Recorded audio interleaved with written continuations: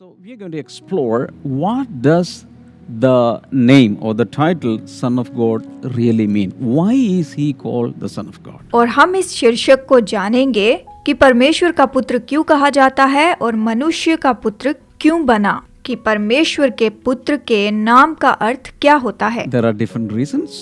अलग अलग कारण है। Number 3. Number 3, He does the will and work of the Father. वही तो पिता की इच्छा और उसका काम पूरा करता है। That means Jesus always does the will of the Father.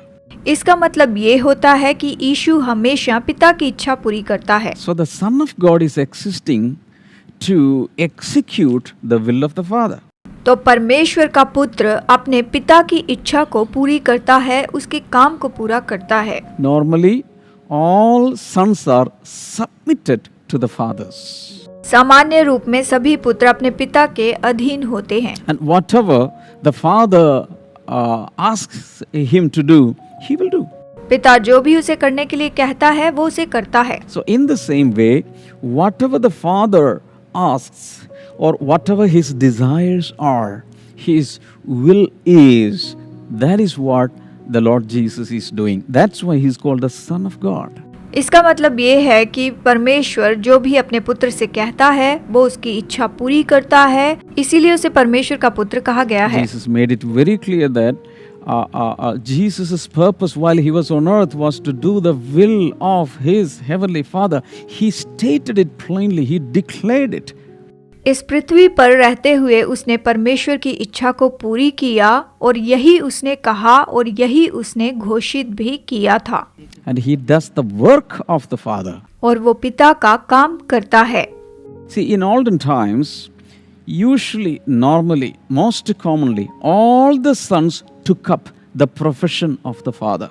देखिए, पुराने समय में जो पिता के पुत्र थे वो अपने पिता के सभी कार्यों को पूरा किया करते थे और वही अपने पिता का काम भी संभालते थे। It could be the family trade or family profession. चाहे ये परिवार का काम हो या फिर परिवार का कोई भी व्यवसाय हो। For example, all the sons of farmers did farming. उदाहरण के लिए जैसे सभी किसान के बेटे किसानी करते हैं। Almost all the sons of shepherds did shepherding.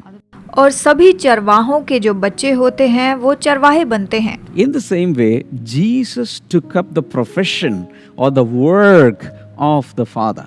इसी तरह से ही यीशु ने भी अपने पिता का व्यवसाय या फिर उनका काम अपने ऊपर ले लिया। Whatever the Father did, Jesus also followed. जो कुछ भी पिता ने किया यीशु ने भी वही किया। And that's why he is called the Son. इसीलिए उसे पुत्र कहा गया। Because it is the Son who did the Father's will and the Father's work. क्योंकि ये पुत्र था, इसी ने अपने पिता की इच्छा और अपने पिता के काम को पूरा किया, उसने सब किया। Because the Bible says, just like the Father raises the dead, the Son also raises the dead. जैसे पिता ने मुर्दों को जिलाया वैसे ही उसी प्रकार पुत्र ने भी मुर्दों को जिलाया। And another example is the final judgment. Actually, God the Father has the authority to do the final judgment, but he has given it to the Son. एक और उदाहरण है जैसे कि पिता परमेश्वर अंतिम न्याय कर सकता था, लेकिन उसने ये काम अपने पुत्र को सौंप दिया और उस पुत्र ने ये काम लिया और उसे पूरा किया। God the Father has the capacity to forgive sins. पिता परमेश्वर में सामर्थ्य की पाप क्षमा करे। And Jesus has the same authority. और यीशु के पास भी यही अधिकार So है। Jesus works the works only God does. तो यीशु ने वही काम किए जो केवल परमेश्वर ही कर सकता है। A few verses we are going to read. कुछ वचन हम यहाँ पढ़ेंगे। Matthew 11:27. मत्ती अध्याय 11 वचन 27। All things have been committed to me by my Father.